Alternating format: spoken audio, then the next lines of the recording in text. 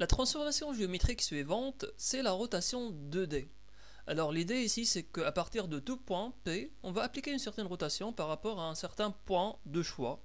Par exemple ici par rapport à l'origine, et on va appliquer un certain angle, θ par exemple. Alors avant de vous montrer cet angle-là, comment il se comporte, on va se rappeler ensemble le cercle trigonométrique. C'est le cercle qu'on a vu ensemble tous au baccalauréat, la majorité d'entre nous. Et si vous vous rappelez, ce cercle-là, il est délimité entre deux valeurs unitaires qui sont 1 et moins 1. Donc là, on aura 1 sur l'axe des abscisses, et là, on aura moins 1.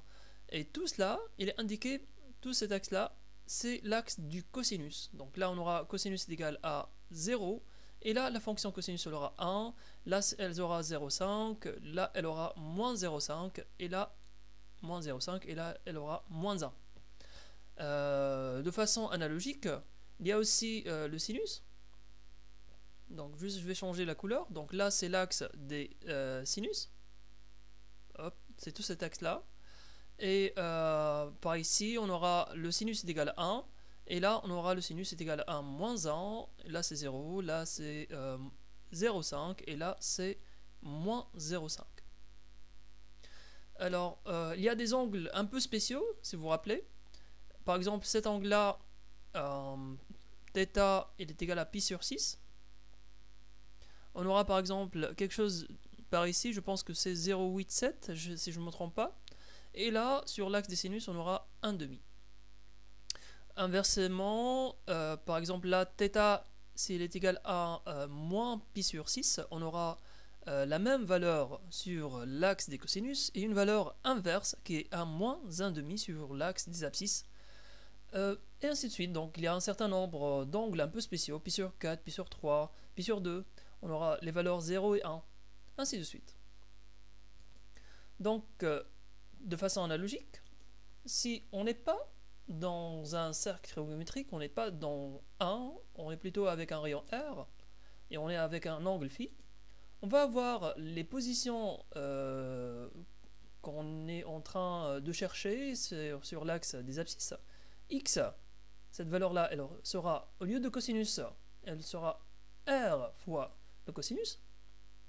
Et de même pour le sinus, elle sera R fois le sinus.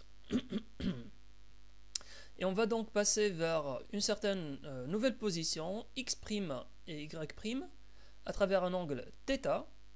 Donc il faudrait donc rajouter cette rotation là obtenue à travers l'angle θ, et en sachant que θ il a un sens anti-horaire.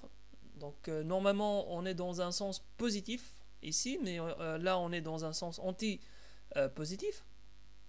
Alors tout simplement le résultat du passage du point P vers la position P', elle sera le cosinus et le sinus, moins le sinus fois l'axe des y, plus le cosinus fois l'axe des x. Alors si on va noter cela, ceci revient à avoir donc x', donc ceci revient à avoir x' est égal à cos θ fois x, donc je vais noter x cos θ, et je vais mettre plus moins sinus θ fois y, donc je vais mettre en parenthèse moins sinus θ fois, donc je vais écrire y moins sinus θ. Bien sûr, il y a les deux parenthèses ici. Ensuite, les y', ils sont égaux à avoir sinus θ, je vais mettre deux lignes ici sur x, donc x multiplié par sinus de θ, plus ensuite cosinus θ fois y, c'est donc y fois cosinus de θ. Alors, à titre personnel, comment je retiens cela? C'est en disant, je vais avoir une matrice R qui a les coefficients cos moins sin sin cos. Alors, c'est très facile à retenir, cos moins sin sin cos. Voilà, j'espère que c'est noté. Alors, de façon pratique maintenant, si on va revenir à notre schéma général, ayant un certain point par exemple, alors je vais changer de couleur. Donc à un certain point, par exemple, mon point P, il est ici. Pardon. Alors, mon point P, il est là. Et ensuite, si je vais passer avec un certain angle, donc là c'est l'angle par exemple que je vais appliquer, je vais passer à certaine autre position, par exemple P' à travers un angle, disons pi sur 2. Donc je vais avoir une certaine rotation par rapport au point d'origine là, O, et je vais avoir mon point, nouveau point P'. Alors, comment avoir cette nouvelle notation? Donc P' de coordonnées x', y' et sera égal à une matrice de rotation fois mon point P, qui est de coordonnées x, y. Alors, cette matrice-là, R, elle est de coordonnées R, vous vous rappelez?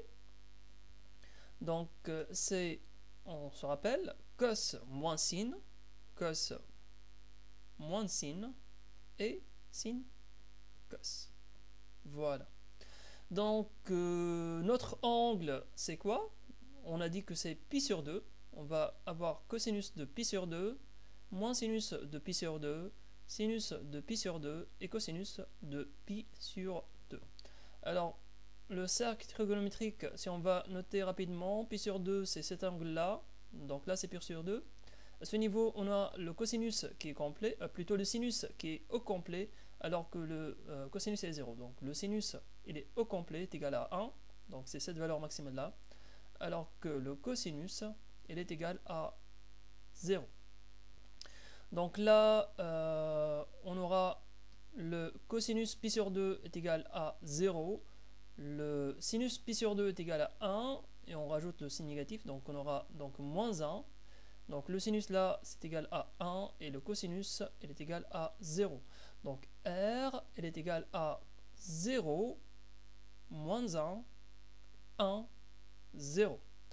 Donc notre nouveau point, je vais changer encore de couleur, notre nouveau point P', il est de coefficient de coordonnées x' est égal à quelque chose, et y' est égal à quelque chose qu'on va calculer maintenant. Il est égal à la matrice, donc 0, moins 1, 1, 0, multiplié par la position d'origine, qui est donc notre point, il est position 4 et 1. Donc on aura 4 ici et 1 par là. Donc c'est égal à 0 fois 4. Donc 0 fois 4, ça fait 0. Plus moins 1 fois 1, plus moins 1. Ensuite, 1 fois 4, ça fait 4. Plus 0 fois 1, plus 0. Donc notre position finale, elle est de moins 1, 4. Voilà. Donc ça, c'est notre nouvelle position, moins 1 et 4. Donc là, c'est à peu près exact. On a moins 1. Donc mon point, si je vais le dessiner exactement, et la position moins 1 et 4. Donc ça, c'est mon point P'.